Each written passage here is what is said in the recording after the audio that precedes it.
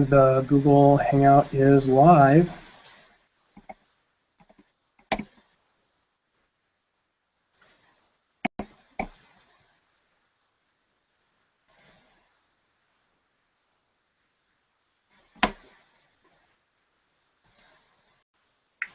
Okay. You're gonna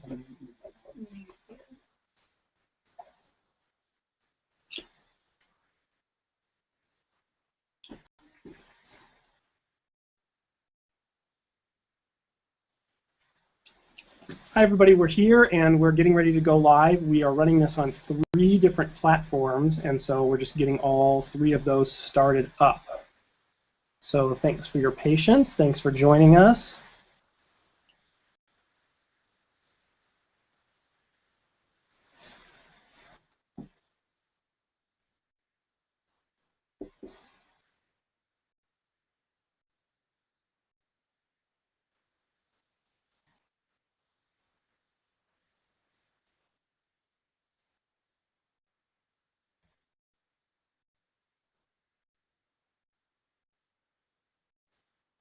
So if you can hear us and see Chris, please just say hello and in the chat window for wherever you are joining us from, either from the Udemy live session or on the Blackboard Collaborate system. Just want to make sure everything's working on our end. Sorry.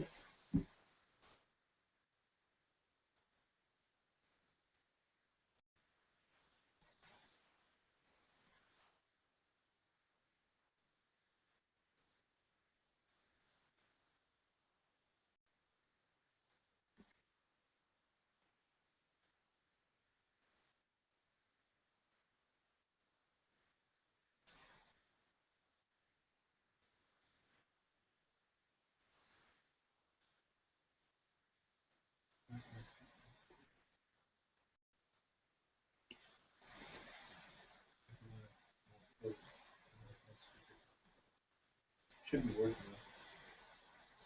All right, we're gonna have to do this a different way.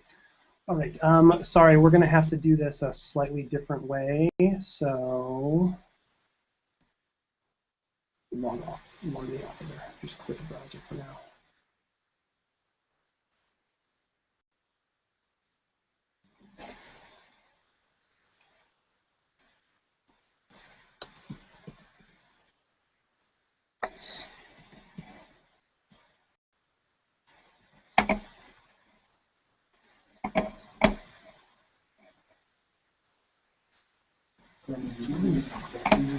Okay, well, to those of you who are here, welcome, and this to our first live session. I hope the first of a number during the rest of the time span of the course till mid-May.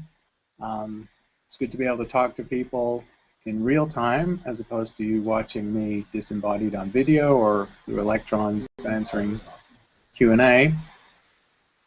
As we wait for questions to come in real time, I can actually start by addressing some that came in slightly ahead of time. So I'm just going to start that way while we see how many of you are on board. There was a question from Pete about balloon-borne telescopes, which I really didn't mention much about. And they do indeed have a very important niche in several types of astronomy because it's not just that they're alternatives to high-cost space telescopes, they're actually really cheap compared to going into space. And for especially long infrared wavelengths, millimeter wavelengths, the opacity of the atmosphere, if you can get up well above the height any airplane can fly. So Sophia, which you may know to be a converted jumbo jet doing mid to far infrared astronomy, it flies basically as high as 46,000 feet, and that's as high as you can go with a jumbo jet before it becomes unstable. The balloons can go 2, 3, 4 times higher, and at that point you're above essentially all the water vapor in the Earth's atmosphere. So balloons are a very important niche, especially for those long infrared wavelengths that are absorbed by water vapor in the Earth's atmosphere, almost completely through most of the mid-infrared range. And also for microwaves. In fact, one of the most important balloon experiments of the last few decades was called Boomerang. And it followed on from the COBE discovery of fluctuations in the microwave background. COBE was a satellite that had very poor angular resolution. And Boomerang was a balloon-borne mission in the early 90s to mid-90s that actually just refined our view of the fluctuations in the microwave background, the evidence of the Big Bang, at quite a high level, and showed what the angular frequency spectrum of those fluctuations was. And it was the first experiment of any kind to do that. So that's an important niche. And then for infrared astronomy, pure infrared astronomy, looking at star-forming regions of highly obscured places in our own galaxy, like the galactic center, the balloons have done really important work. The limitation basically is the mass or weight of the payload that you can get on a balloon, because these are reusable payloads. You really don't want them to crash land, and soft landing these high altitude balloons is an art form, I would say. And I have colleagues who've done this work and watched bitterly as the balloon plummeted to the ground and smashed their $1 million experiment into tiny pieces. So balloons are, when they can work, they're of course much cheaper. We're talking hundreds of thousands of dollars, maybe $100,000 per launch, and $1 million or so for the payload, or a couple of million. And that's pretty cheap for frontier astronomy. So that was a good question about balloons, which I didn't really cover in the telescope segment. So just so you know, I'm going to open the Teach Astronomy website in the other section of this window. So for those of you who can see it, that's the other course webpage that we're using as a tool. Sorry. So pleased to have you all on board. We are 1,500 strong, I think, at this point, and I can't say I've heard from most or all of you, but there's been a lot of interaction through the Udemy side, a lot of good questions, some interesting, some tough questions to answer, actually, and hopefully we're going to reduce the number of practical questions and issues with using the Udemy site.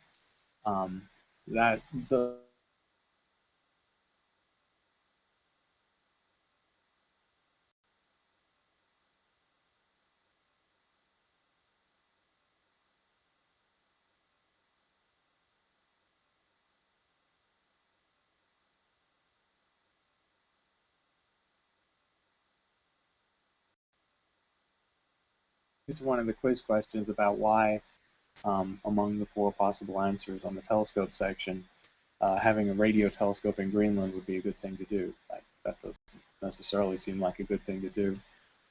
Actually, the Arctic and Antarctic regions are quite good places for astronomy, because many of these places are high plateaus that are actually quite dry. So although there's an ice pack there, and Antarctica is a better example than Greenland, but Greenland has some of the same characteristics, that when you're on these Arctic or Antarctic high plateau regions, your water vapor is really very modest. There's not a lot of precipitation or snowfall, and so it's not like you're...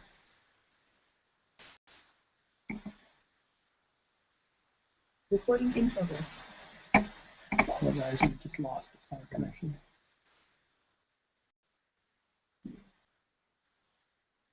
Sorry, everybody, we just lost our connection. We should be back now. Okay, so I'll continue what I was saying about the possible benefits of something like a radio telescope in an Arctic or Antarctic setting are multifold, usually because you're at high elevation, so above a lot of water vapor, and some of these Arctic, Antarctic regions actually have quite modest precipitation, so it's not like telescopes are being covered in blizzards all the time. Snow in the Antarctic is ironically a lot rarer than if you happen to live on the East Coast. So I feel your pain, because I was on sabbatical in Princeton a year ago, and people there were happy to tell me I experienced the mildest winter in a decade or something like that. We went out and bought all those snow shovels and stuff and didn't need them. So these parts of the world are good for astronomy. The other good part of them as a location is isolation, of course, from human habitation.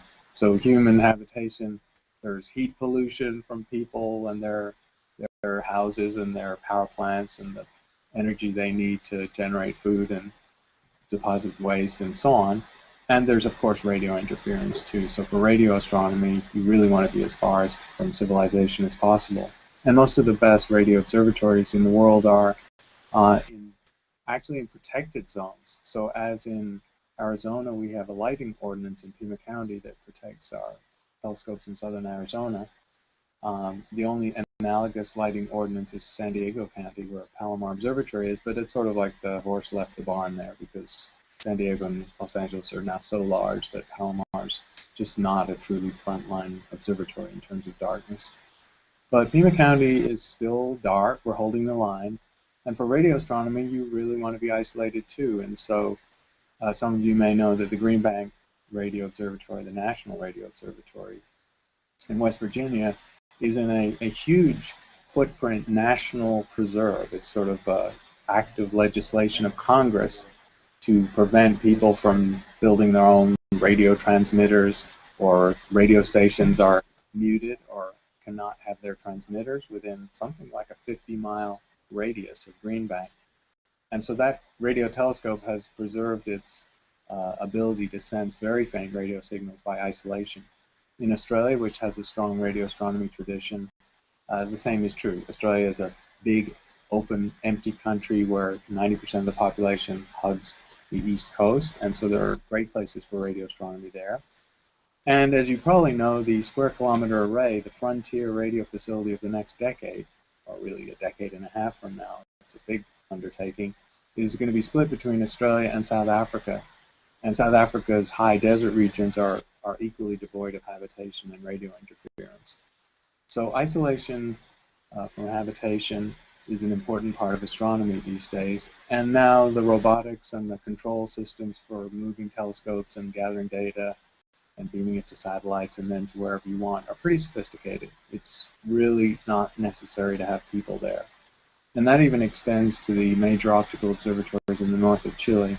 As you also probably know, and I think I mentioned, the frontier telescopes of the future, a number of them are going to be built at very high elevations, 5,200 meters, really uncomfortable to work at. And so it's part of their design and construction that the construction crews are the ones that are going to suffer, but the astronomers will not really work those telescopes. There won't be telescope operators at that altitude, maybe one. The astronomers will be at much lower and more comfortable elevations.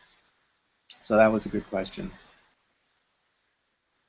Let's see if we have any live questions. Does anybody have any live questions? So anybody in either of the rooms on Udemy or on Blackboard Collaborate, if you have questions, we're going to just take those through the chat window. So type those in, and we'll keep going until we see a question pop up, and we can switch over when somebody posts a question. And meanwhile, waiting for that, another question that came in just ahead of time from Errol, a good question about the adaptive optics systems that use actuators to correct the shape of the secondary mirror, and they do it quite fast, but they also do it at a, an interesting frequency of 10, 20, 30 hertz. And, there are a lot of mechanical oscillations in a telescope that are low frequency too. And so the question is, how does the design of the telescope, immunize these very delicate systems doing extremely fine control of an optical surface from other resonant frequencies or mechanical oscillations of the telescope itself? And it's a great question because it's a huge design issue for adaptive optics people. And I'm not an expert, but I've been talking to the experts, so I know what they do.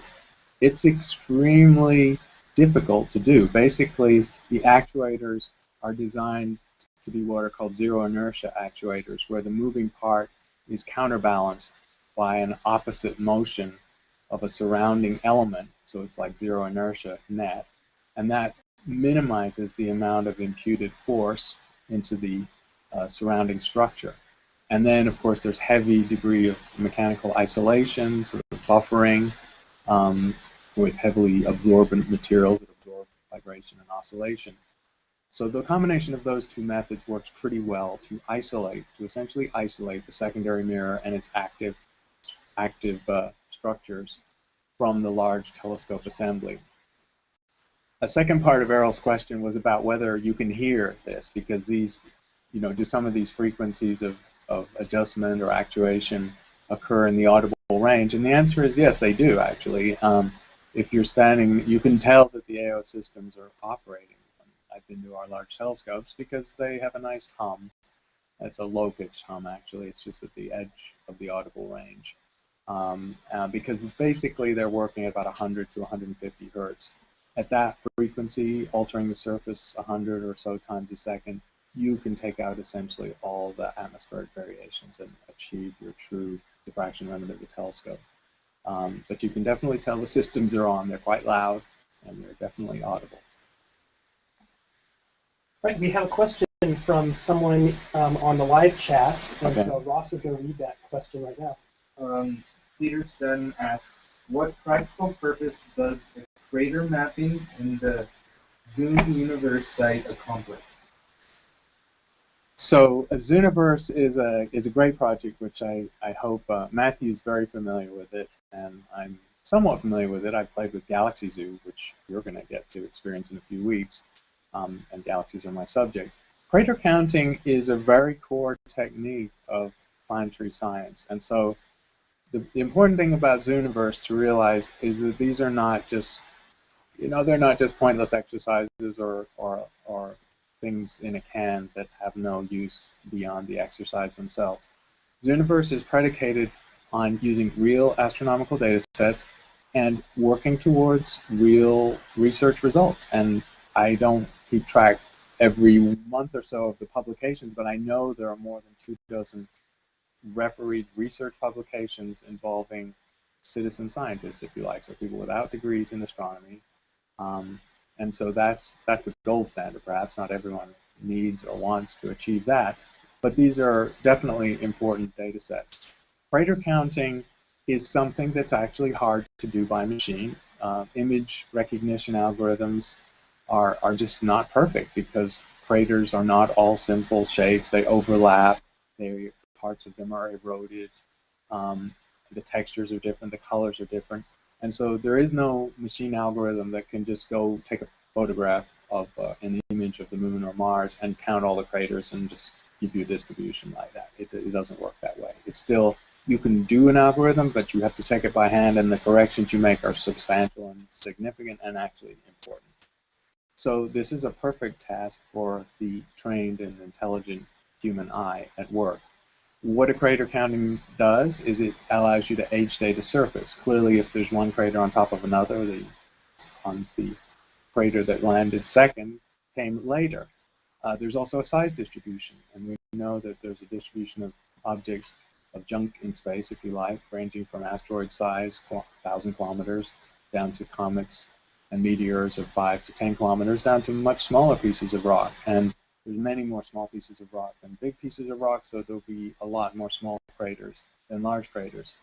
Again, humans can count the small craters more efficiently and more completely than machine algorithms.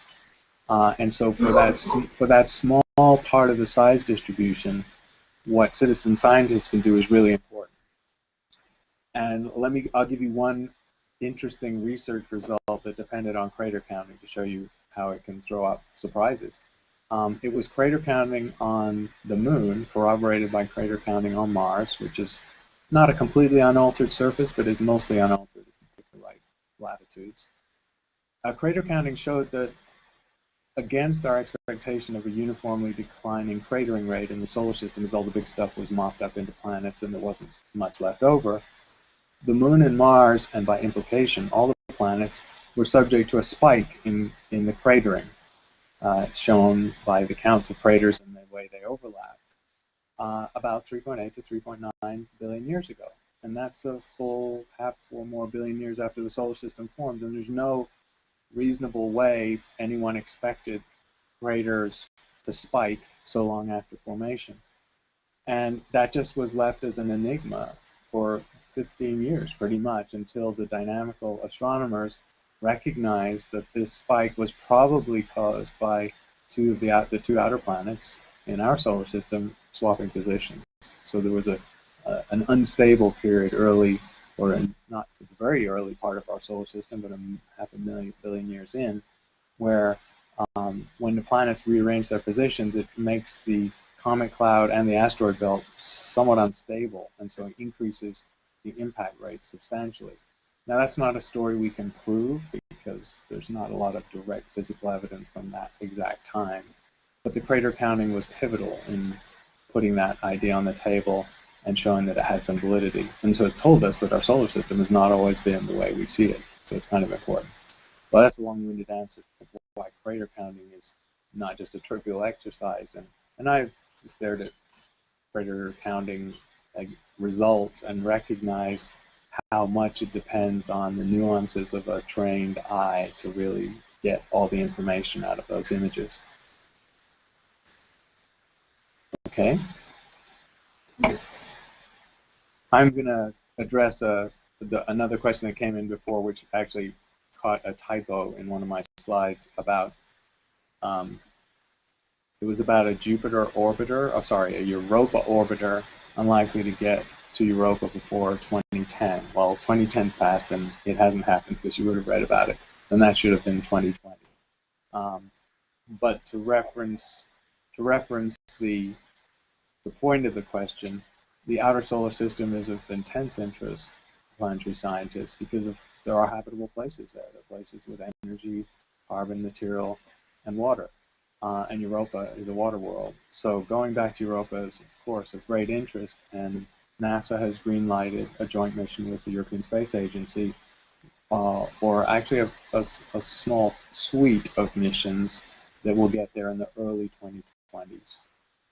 They're not, unfortunately, going to land and melt through the ice pack and explore those Europan oceans. That would be really cool, but that's actually a very expensive prospect.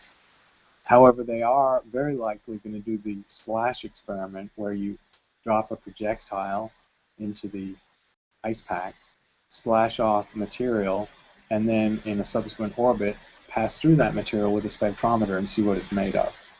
And there are some darkened areas of the Europan ice pack where the darkening is supposed to be, or presumed to be, or speculated to be organic material. Interesting, it's not pristine white ice. And so they're clearly going to try and aim for some of those areas because that discoloration is potentially chemically very interesting. So that's a Europa mission that I think is the 2022-2023 timeframe. Remember, it takes 5 to 7 years to get to the outer solar system. So these missions are very long. The people involved in them have essentially committed 20 years of their lives to the whole process, from initial proposal to selection to launch to arrival to data analysis. I am in awe of their dedication and perseverance because most of my science research projects take a couple of years, and if they take more than 3 or 4 years, I kind of get impatient. They have a lot of patience. Okay, we have another question. Okay, another question. Hi, this is Michael, and for Dr. Impey, Paul Morgan is wondering if you could tell him what we've learned from the messenger orbiter around Mercury. Messenger orbiter, yes. Messenger's science results haven't all been assimilated yet, or the data teams have not released their final results. So the basic answer is we don't yet know. What they're hoping to do is show that Mercury is not quite as dull, boring, and inert as we think it is, because it's so close to the sun and it can't retain an atmosphere blasted by intense ultraviolet radiation and cosmic rays, heavily cratered. I mean, it looks as dull and inert as the moon. But referencing the moon, and part of the motivation for the messenger mission, the moon, of course, is not proved to be as uninteresting. As Mercury is tidally locked to the sun, it has what's called the terminator region, familiar to a lot of you, I'm sure, from science fiction, as a place between the incredible 1,000-degree heat of the sun-facing side and the incredible minus 400-degree cold, near absolute zero, of the away from the sun-facing side. So the terminator is in principle a temperate zone. There's no atmosphere, of course. It's just in terms of solar radiation, where I suppose you could have a colony if you were brave enough to do that. But in the terminator, there's the possibility of water ice being trapped in the craters, just as we see water ice in the shadowed craters on the moon at high latitudes. So that's, of course, one thing they hope to show, that there's water ice there. And they want to look at hydrated minerals as well, indirectly by remote sensing, to show that water was a part of Mercury's composition, and maybe still is. One of the unanswered questions about the solar system is, where did the water go, where did it come from, and how did it get deposited on planets, especially like the Earth that has water oceans? And that story is not decided yet. There's speculation about comets, speculation about asteroids. There's speculation that it's latent, hydrated water that gets released by heat and just sort of oozes up to the surface of the planet. Really, nobody's decided these scenarios. So Mercury is important for telling the story of water as well, telling part of that story. So, and MESSENGER is, of course, a very challenging mission because you can recognize that the hardest missions in the solar system, just from a spacecraft physics standpoint, are the missions to objects far from the sun and close to the sun. When you go far from the sun, you just need a lot of fuel to get there. And so the outer solar system missions always use gravity assists, and that adds time and means they take, you know, 3 or 4 years more than the minimum time it might take if you just went straight there. MESSENGER has the opposite problem. You've got the sun's gravity helping you, but you're rocketing along at 60, 70, 80,000 kilometers per second, or per hour, sorry, and you have to somehow decelerate into a parking stable orbit. So, and gravity assist can help you, let off steam from your speed as you approach the inner solar system. So the gravitational dynamics of getting an orbiter around Venus are really quite impressive. That's one of the feats of the MESSENGER system already. Okay? Hi, we have another question. Sure. Ken with this, he asks, can you do something like adaptive optics and post-processing of images taken in visible wavelengths? You can. And this is sort of how high-resolution imaging was done before the active correction of the surface. So before true adaptive optics, and actually going back to the 1970s, there was something called speckle imaging. So and this was possible when you had fast readout cameras. Now CCDs, just an aside on this, CCDs have a problem that as soon as the array is quite big, the time it takes to read out the CCD is substantial. So if you want to take short exposures with the CCD, you have to do sorts of clever tricks. And the typical clever tricks are to mask off parts of the CCD and sort of shuffle the charge sideways and up and down. So you essentially expose the different time exposures on different parts of the same frame and then read it out at the end, because the readout takes a while. So people had that technique. But even before CCDs were fully mature, there were fast readout cameras. There were, of course, electronographic imaging cameras. There were multi-channel anode arrays, or other types of technology. So if you can image a star or a bright object 100 times a second, or 30 times a second, or 50 times a second, and you just look at the sequence of those images, you see speckles. You don't see the smooth point spread function with a peak in the middle just fading smoothly to wings in all directions, radially symmetric. You typically see a central bright blob and literally a speckling pattern, like ink splatter almost, going to the periphery. And the next image, 100th of a second later, is a different type of splatter pattern. And so that was actually the method used originally. It was to take a series of very rapid exposure images and try and centroid the peak of the light distribution and then adjust it essentially in software and add those images back together. So that was a method used before adaptive optics, and it was moderately successful, but nothing like the level of adaptive optics, because the speckling pattern is also quite complex. There's no way to simply adjust all the speckles and line them up and add them together to produce a diffraction limited image. But it's a good question. So people were experimenting even before adaptive optics.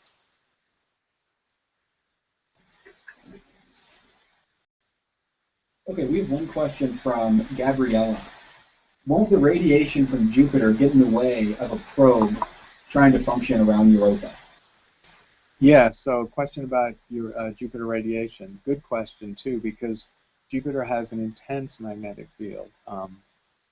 And the radiation environment of Jupiter is very unforgiving. It's unforgiving on spacecraft, and really, if we ever got to the point of going into the outer solar system with manned probes with humans, it might be the showstopper for us traveling anywhere near Jupiter, because the cosmic rays and the high particle hits on humans are just probably going to give people cancer or make this a deadly mission.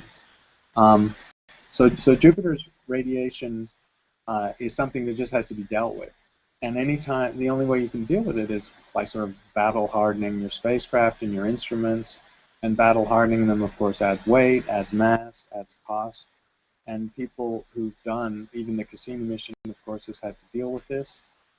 Cassini doesn't get too close to Jupiter for just that reason. It's done a lot of flybys, but those flybys, of course, are of the moons and fairly far from Jupiter itself.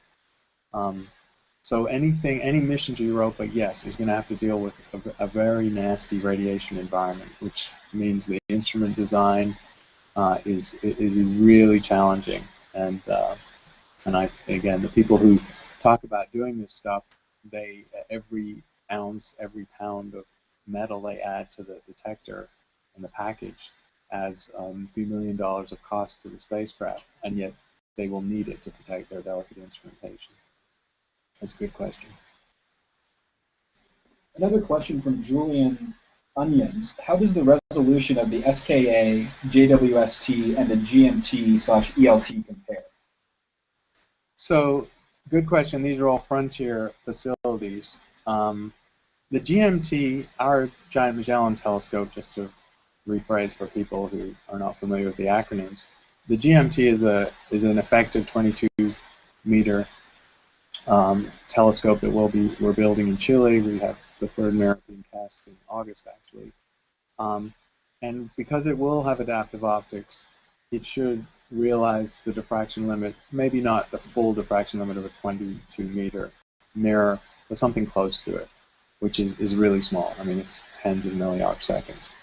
So that's what we hope to get with the GMT, and that's, of course, going to be used for the killer app, if you like, of these large optical telescopes, which is isolating Earth-like planets from nearby stars and imaging them and taking spectra of them to see biomarkers. The SKA is going to have a nested set of arrays. It's going to have a core array of antennae, which will be able to look at the larger angular scales of arc seconds to arc minutes. And then it's going to have an extended array, which is on continental scales, which is being built, spanning South Africa and Australia, each of which are thousands of kilometers across. And with those continental baselines, they can get resolutions actually better than the GMT. They should get resolutions down at the milliarc second level, or even a little better, at centimeter wavelengths. So SKA is not only going to have incredible angular resolution, but it will have 100 times the sensitivity, say, of the very large array in New Mexico. It's an incredible leap forward. I think that was the third, the JWST? Yes. Yeah. And then the third facility, also cutting edge, also coming in about 5 or 6 years, is the JWST. And there, the JWST will not match either of those other facilities for a couple of reasons. First of all, JWST is 6.5 meter mirrors, or nested mirrors, that will unfold when they get to their Lagrange position 1 million miles from the Earth. So it's not as big, so its diffraction limit in principle is smaller than the GMT. And the second reason is JWST, its specification is not optimized at optical wavelengths, but it's really optimized in the near infrared, about 2 microns, or 1 to 2 microns. And of course, the diffraction limit, or the minimum angular resolution, scales inversely with wavelengths. So longer wavelengths are not going to deliver quite the angular resolution of GMT. What the JWST niche that's unparalleled is of course the space environment, because by working in the infrared, where the backgrounds are important, the backgrounds in space are hundreds of times lower than on the Earth. So the GMT, our large optical telescope, can do work in the near infrared, but it has to struggle against the emission of the night sky, which even in a dark sky, there's infrared emission, emissivity. JWST sees none of that. Very, very dark background. But the angular resolution winner by far is going to be the radio telescope. And that's, of course, true currently because the best radio interferometry reaches 1/10 of a milliarc second, which is unattainable by any other wavelength. And just a quick correction, I think it was mentioned that, so Cassini is orbiting Saturn, and Right. Galileo was the one orbiting Jupiter. So if there was yeah. a Right. miscommunication in there, I just wanted to correct that. Right, next question. We have a question from Christian Reddy relating to airborne telescopes. How are airborne telescopes or radio-borne telescopes pointed if the vehicle is in flight, especially on rockets? Oh, yeah. So astronomy doesn't use sounding rockets as much now, and that issue of pointing the telescope is a big issue. The birth of X-ray astronomy in the 1950s, late 1950s, early 1960s, was with sounding rockets to get above really essentially all the atmosphere. And those missions only took data for minutes or maybe an hour. And they had very poor angular resolution. They were very small telescopes. So in a sense, when the angular resolution or the mirror is small, you're not even sensitive to the pointing capability. The other strategy you can use, of course, to avoid caring about the quality of pointing is to have a scanning telescope. So some of these sounding rockets and balloon-borne and other facilities which can't afford the complexity, cost, and mass of a very accurate pointing system, they use scanning techniques. They basically, by design, will just map out the sky over and over and then add together those maps. And then afterwards, they'll register the images, compare them with optical images, say, and recover the positions. So that's the scanning approach is a clever way of not having to point. But it also implies that you're trying to do a survey of the whole sky and you don't care about individual objects. Anytime you care about individual objects, you're stuck with a pointing system, which means at the minimum 2 gyroscopes and ideally 3 gyroscopes, and even more ideally 4 gyroscopes, so you have redundancy. And that's the Hubble Space Telescope, for example, situation is 4 gyros. And as soon as you get into that, you're talking about a heavy, massive payload. And that's, of course, fine for a space mission that you're rocketing out into space. But for balloons, some of the balloon-borne missions have indeed had gyro-stabilized platforms because they're designed to be up there for weeks or even months. But most of them do not. In relation to exoplanets, alphamagnetic K is wondering how many exoplanets do you think will be found using microlensing, and how does this method compare with others in terms of numbers found? Good question about microlensing. Is sort of the stepchild of planet detection methods because most people don't hear about it much or know how it works, and it hasn't really returned that many.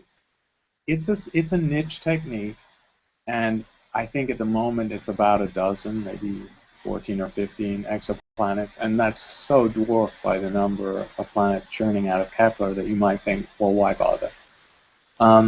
The reason why it's interesting, and it also has one major limitation, the microlensing method essentially relies on the amplification of a background star by the passage of a nearby star in front of it. It's a prediction of general relativity that the foreground star will lens the background star's light and leading it to amplify by 30% with a symmetric rise and fall. And that's what characterizes microlensing as opposed to the natural variability of a star.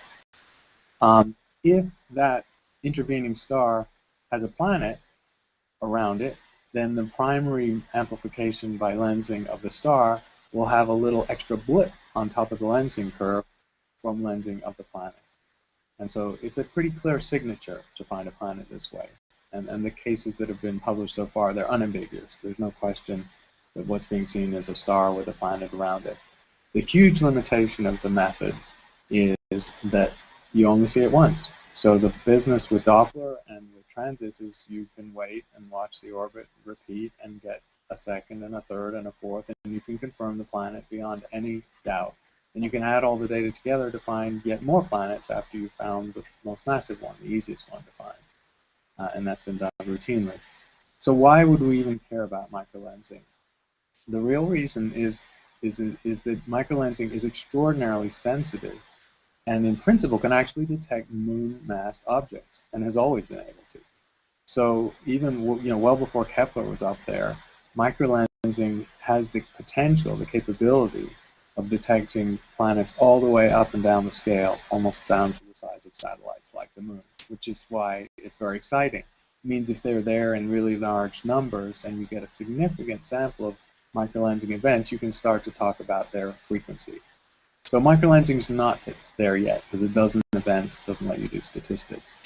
But the sensitivity of the method to masses that are still unobtainable, even by Kepler, is part of what makes it interesting. And the other thing is that it's almost equally sensitive to all those masses, whereas the other methods struggle the lower the mass of the planet. The signal just drops and it's hard to detect. Microlensing, the signature is so clean and so obvious that it's almost as easy to detect an Earth as a Jupiter when you know what you're looking for. So that's the power of it. It's a cross-check, really, a statistical cross-check on the other methods. And the people doing microlensing, definitely understand it's a stepchild. It's not getting any attention or the investment. They have some ambitious plans for microlensing surveys that could take that number of 12 events up to 100 or so and start to produce very interesting statistics of the frequency of even very low mass terrestrial planets, smaller than the Earth, like Mars mass or even smaller. Right. We have a question from David Jeffers. Mm-hmm. How do chemicals distribute amongst planets by distance from the sun? Chemical mixing is an interesting issue. And this is one that the story has changed a lot in the last decade or so. I just came back from interviewing Dante Lauretta, and that interview will go up, I think, over the weekend. And he's the PI of the OSIRIS-REx mission, $800 million mission that NASA entrusted to the University of Arizona. And he's got this awesome responsibility. He wasn't even a tenured professor when he took over that project as PI. That project is going to bring back a sample of an asteroid. And he was telling me that the story used to be that there were chemical gradients in the solar system, that you would clearly expect to see sort of a monotonic decline in the heavy element abundance as you moved out towards the outer solar system. But what's being found when people start to analyze meteorites and understand where the meteorites originated, and with the very limited direct samples people have got from like the Stardust mission and so on, is that material has moved in the early phases of the solar system. Material moved all over the place. It didn't stay in its nice circular or near circular orbits. There was heavy amount of mixing of the inner and outer solar system and all the way out into those deep freeze regions where, of course, the comets live now. So it doesn't mean the solar system is chemically homogeneous, but it's actually a lot more homogeneous than simple theory and models would have predicted. So basically the story is of heavy chemical mixing. And given that it is sort of undifferentiated in that sense, what people now look for, the chemists, the geochemists, is for chemical anomalies that are interesting. And one of the chemical anomalies that Dante talked about with me, and it's an interesting one, is the presence of radioactive isotopes in pristine solar system material that are really only produced in supernovae, which gives way to a story whereby our solar system formed because of the death of a nearby star.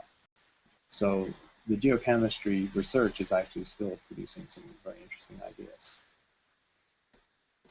Gabriella has noted that when we look into the sky, we are looking into the past, and noted that we will never be able to know what is really happening at the present moment of distant objects.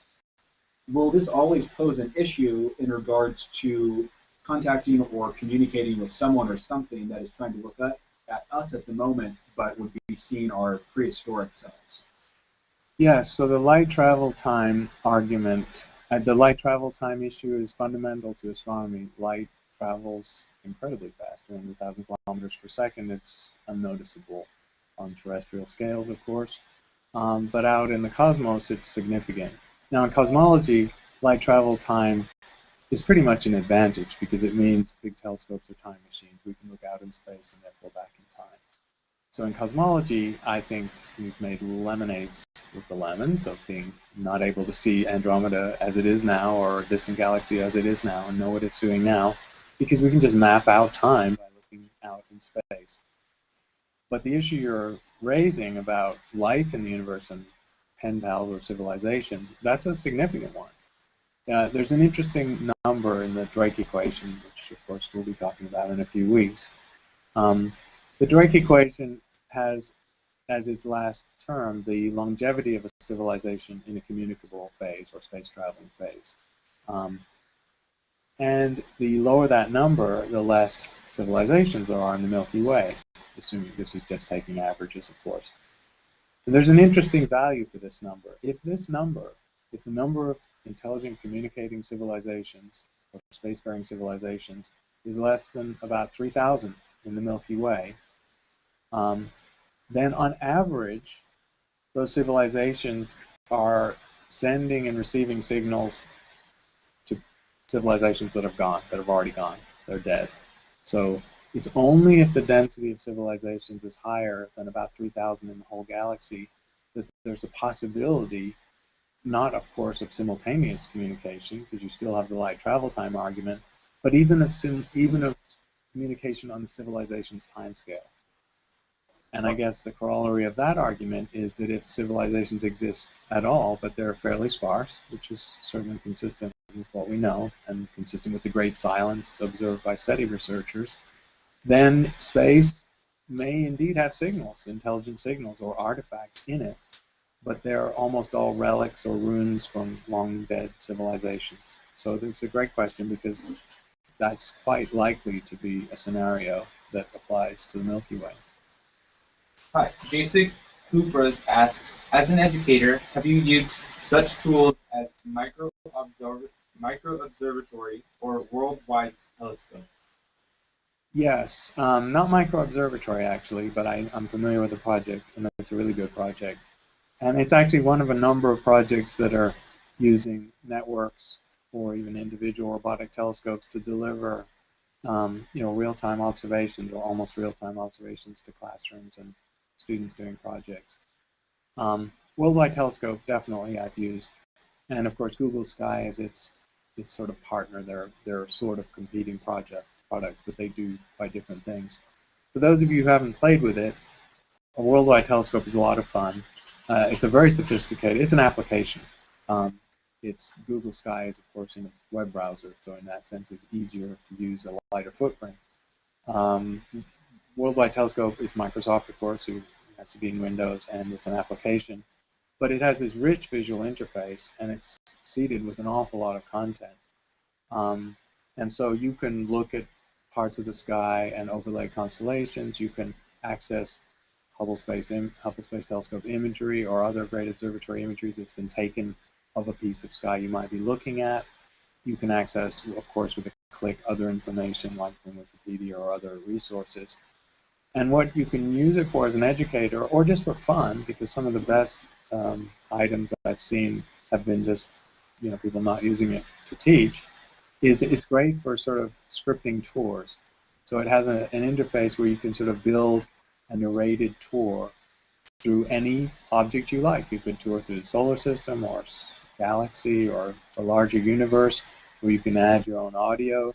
You can sequence the animated zoom, if you like, or panning across the sky, or cutting from images to other images back to a real sky view from the Worldwide Telescope. And then you can that, essentially make it into a WMV file or a movie file, and export it and show it to your friends and use it in the classroom or whatever. So Worldwide Telescope had some astronomers I know that were consultants on the project, and the Microsoft engineers on the project were just mad keen amateurs. They just loved the subject.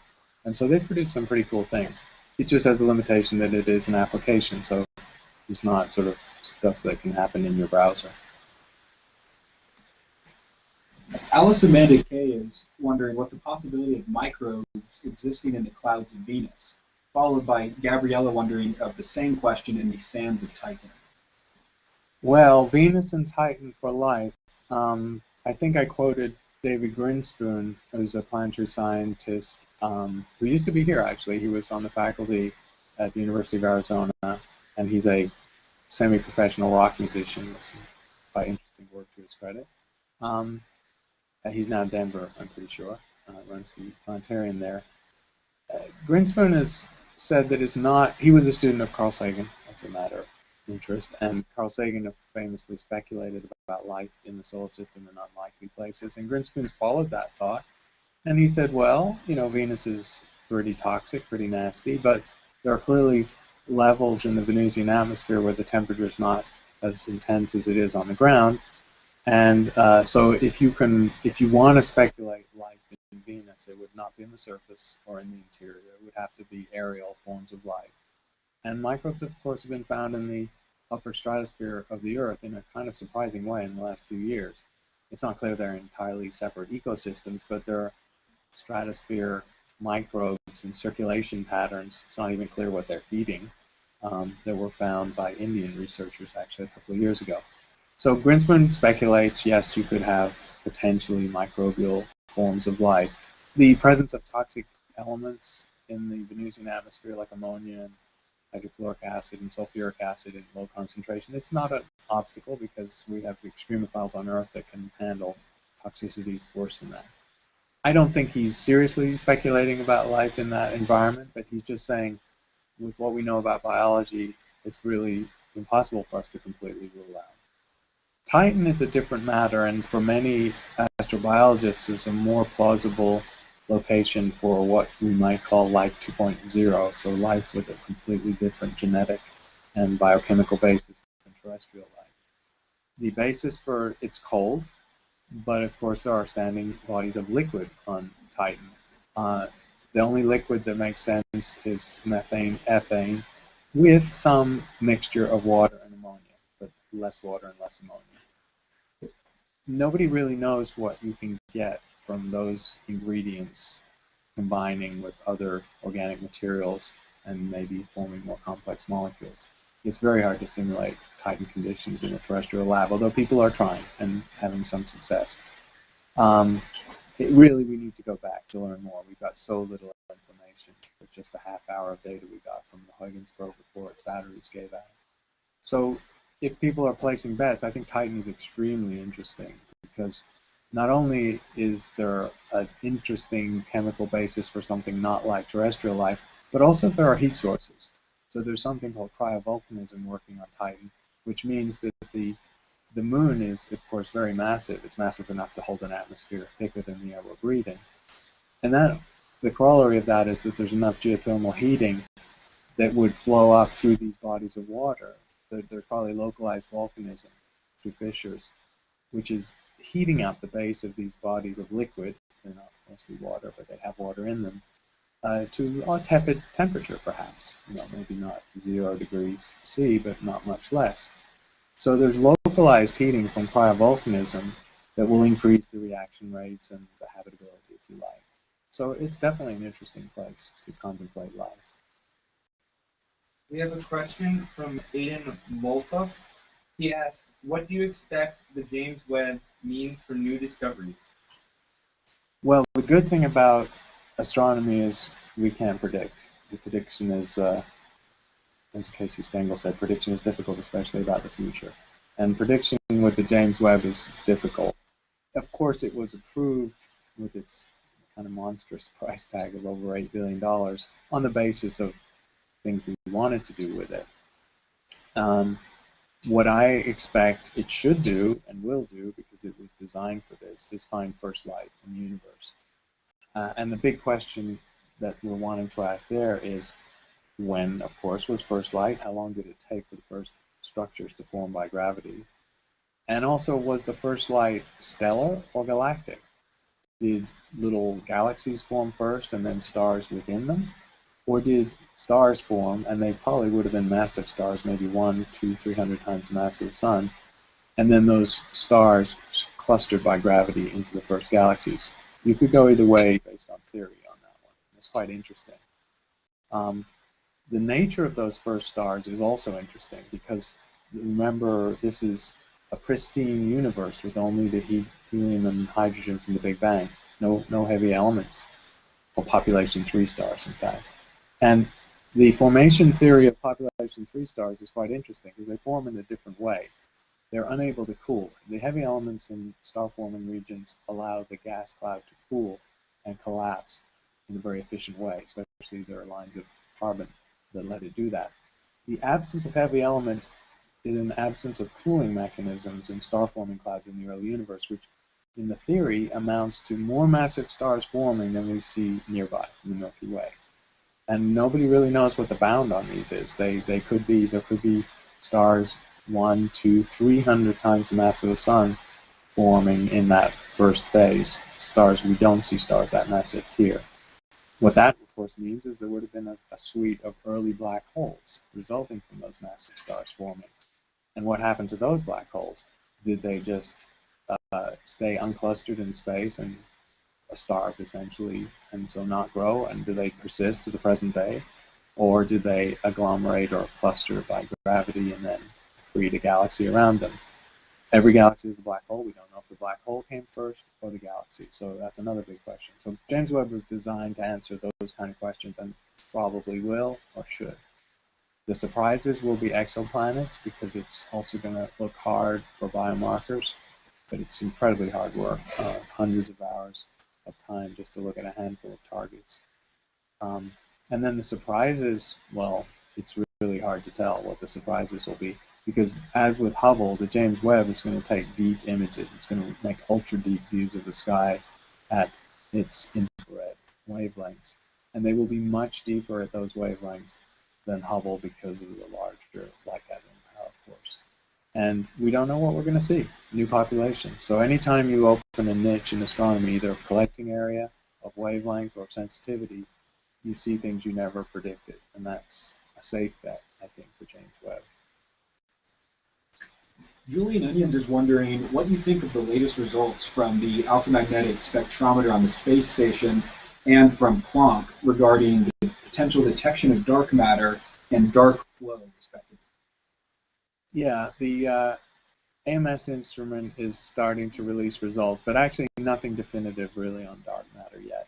The most exciting dark matter experiments currently are in a series of deep mine experiments shielded from cosmic rays. So I think AMS is going to need a year of data before it can start to say something. And on those timescales are a little longer, some of the mine experiments will have either detected the dark matter particle that's hypothesized, a fundamental particle. It's an extension of the standard model of particle physics because it's not in the standard model. Or they will have ruled out some of the best and most viable candidates, in which case the theorists are going to be scratching their heads or actually really excited because it's new physics. So that's in a couple of years, and AMS will play a role, but it actually may not make the pivotal discovery. The other question was about Planck, and Planck has produced, gorgeous, new, even better images. WMAP's 10-year images of the microwave background were extraordinary, and the WMAP resolution has been bettered by a factor of 2 or 3 by Planck already. It's not even been up there that long. And at some level, as you probably know from the news stories and the headlines in last week, it's a little disappointing because Planck has refined our view of the universe that we already had from WMAP, which is that dark matter and dark energy, not in that order, dark energy and dark matter are the dominant ingredients of our universe. Baryonic normal atoms are 4%. It's changed those percentages a little bit. It's refined our age estimate, and so all the textbooks and everything that's been confidently written about 13.7 billion has now got to be nudged upwards to 13.8 billion. But that's sort of the level of adjustment that Planck's made to this, what we call the standard model of cosmology so far. And I think that's not dramatic. That's a little disappointing even to people. But remember, this mission is going to go at least 5 years, and we probably will get an extension. And some of WMAP's, the precursor to Planck, some of WMAP's most interesting results, the ones that allude to inflation, for example, only came out after WMAP had 5, 7, and 10 years of data. So I think for really sensitive tests of the model, like inflation, which we would love to be sure actually happened. We're going to have to wait for more Planck data. Okay. Hi, everyone. This is Carmen, and I have a question in the Astronomy Soda email from Phil Yell. His question is, it seems we are finding water everywhere in the solar system. What was the process that created it in the first place? Yeah, great question. There's water, so where did it come from? I think stepping back, we just have to say, what is the abundance of water in the galaxy or in regions beyond the scale of the solar system? So we've measured water molecule absorption over fairly large distances in the Milky Way, in star formation regions like Orion and Taurus and so on. So there is a census of water enough to tell us the abundance of that molecule. And I don't want to misspeak, but it's either the third or the fourth most abundant molecule in the universe, behind hydrogen molecule, carbon dioxide, and carbon monoxide. So it's fairly abundant. So we should not be surprised that water, either in a frozen form or hydrated into minerals or in a liquid form in a habitable situation, is found a lot of places in the solar system, because it's there out in space. It goes into the formation of new stars, where it's just one of the ingredients. The story of how the water moves around in a solar system is a story that we simply don't know the answer to. By comets, we now know to be these sort of dirty, dusty, sooty, loosely packed snowballs, if you like. A lot of water ice and some carbon dioxide ice in comets. So comets contain a large amount of water, and the outer solar system has objects like comets that are, fairly rich in water, up to 10, 20, 30% by mass. That's a lot of water, especially if there are a large number of them. Remember, there are a trillion comets in the Oort cloud. Most of them are very far from the Earth, where that water is just deep frozen. It's the comets that come close to the Earth, the ones by definition that we see, of course, also by definition come fairly close to the Sun, and on periodic orbits, they've often had their water boiled off or baked out. So we tend to see inner solar system material that's drier than the bulk of the solar system material in the outer solar system that does pay visits to the interior. And that, of course, is part of the story of how the Earth got its oceans, that it was deposited there early on in what's called a late veneer, so it's after the Earth fully formed, after the Moon formed by an impact, we think. The Earth was dusted with the ocean amount of water from this ice-rich material from the outer solar system, and also from asteroid belt objects moving inwards. But that's not a story that we can completely tie a bow on. It's going to depend on measuring the isotopic abundance of hydrogen in some comets and some asteroids to really confirm that story. So we don't know the full process of how water moves around solar systems, but its abundance is present just as a cosmic number, and so we shouldn't be surprised that already we can imagine a dozen habitable spots in the Milky Way, in the solar system, where there might be liquid water. And when it's far from the sun, it'll be kept liquid by heating from the interior, natural radioactive decay, or by pressure from an icy and rocky crust. Aiden asks, what's going to happen to the Hubble once the James Webb is up? And just so you know, this will be the last question. We're going to have to wrap it up. Okay. Wow, it's gone fast. Well, we're obviously going to do this again. Don't worry. And we're going to be recording it, we think. We are, right? Yes, we're recording it. So if you weren't here, you'll get to see this. So good question. What's going to happen to Hubble? Hubble is going to be sorely missed. I've had a dozen or more projects on Hubble. It's a fantastic telescope. Great instruments, wonderful data. And so astronomers will be very, very sad when it dies a natural death. So it's had its last servicing mission. That's known and secure. NASA's going to let it die a natural death, and it's had a good lifetime. So I think that's fair enough. James Webb is very expensive, and NASA can't afford to run both. So that's all decided. How long it lasts, we don't actually know. In fact, it may not actually last until the James Webb gets up there, which is 2017 at the current estimate. Hubble loses gyros at a rate that has never been replicated on the ground. This is one of the little infuriating aspects of Hubble, that when the engineers were flight testing the gyros, under as closed simulated space conditions as they could manage at Johnson Space Center, they've never failed at the rate they failed in orbit. And so most, I think all of the servicing missions have involved gyro replacement. But now, of course, we can't replace them. And it's a sort of a crapshoot, a lottery, how long it'll be before Hubble loses 2 out of its 4 gyros and it goes into a highly limited mode. When it loses the 3rd out of 4, it's essentially blind. It can't form. So that's probably how it will die. The other item that might fail, of course, is the solar power, the solar panels or the batteries. There could be a problem there, but most people think it'll actually be the gyros. And then, of course, Congress had told NASA to deorbit it because they wanted to put Hubble in the Smithsonian. And astronomers scratch their heads, because we like Hubble, but you could put a mock-up in the Smithsonian and no one would know the difference. Well, that's going to cost a few $100 million to do that. So bringing Hubble back and hanging it in the Smithsonian along with all the other good space stuff is going to be its final resting place. Okay, and I think that's the end of our hour. So I thank you very much. Great questions. We're clearly going to do this, regularly. And in response to, a question about time zones and availability of people late in the afternoon, we may actually, depending on how we think about this, we may go up to 2 sessions a week and have one that's earlier in the day so that it's not too late for people who have evening commitments and can't make this session. But thank you to everyone for participating. Please stay with the course, ask questions online, and participate in these sessions if you can. I'm having a good time, and I hope you are too. Goodbye.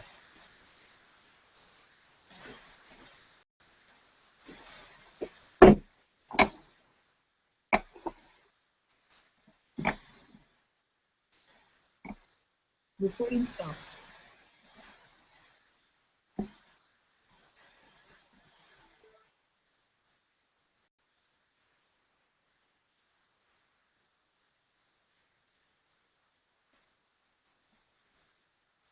We're not live then. No, we can cuss. Actually, no.